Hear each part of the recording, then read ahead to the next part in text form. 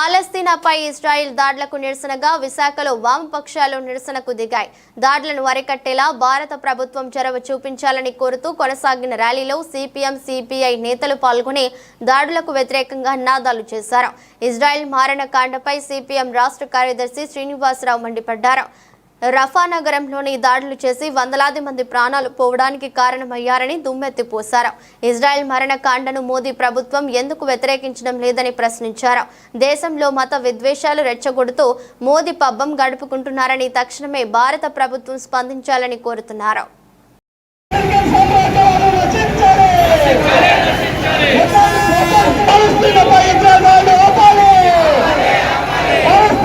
సంవత్సరం పూర్తయింది. దాదాపు అమాయకులందరూ 42,000 మంది మరణించారు. 1,00,000 మంది వరకు కూడా గాయాలతో ఉన్నారు.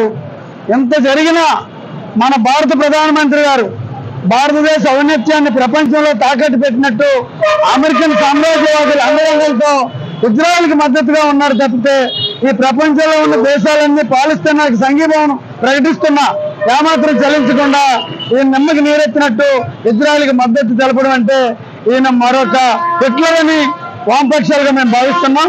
హిట్లర్ కూడా సర్వనాశనం అయిపోయాడు. అంతకన్నా ఈయన గొప్పవాడు కాదు.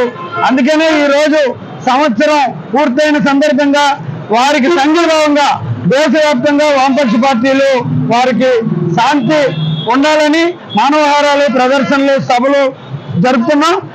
ఈ సందర్భంగా మేము విజ్ఞప్తి చేసేది యుద్ధం వద్దు, శాంతి వద్దు, పాలస్తీనాకి అండగా ఉందాం, ఇజ్రాయెల్ దాడులను ఖండిద్దామని నినాదంతో ఈ రోజు ఈ కార్యక్రమం నిర్వహిస్తున్నాం. దేశ ప్రజలందరూ పాలస్తీనా ప్రజలకు అండదండలుగా ఉండాలని, శాంతిని నెలకొల్పాలని ఈ సందర్భంగా విజ్ఞప్తి చేస్తున్నాం.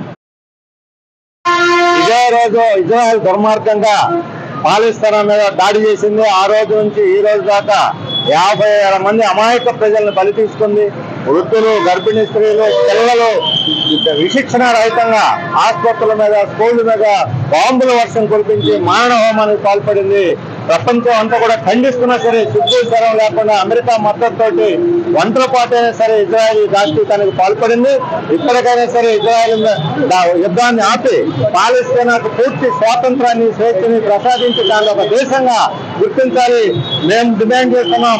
పాలస్తీనా, ఇజ్రాయెల్ 2 దేశాలు ఉండాలి, పక్క పక్కన ఉండాలి, శాంతి సామరస్యాలతో కలిసిమెలిసి ఉండాలి. వెంటనే ఈ ఆయుధ సరఫరాను ఆపేసి ఇజ్రాయెల్ వ్యతిరేకంగా పాలస్తీనాకి ఐక్యరాజ్య సమితిలో మద్దతు ఇవ్వాలి. మేము మోడీ ప్రభుత్వం డిమాండ్ చేస్తున్నాం.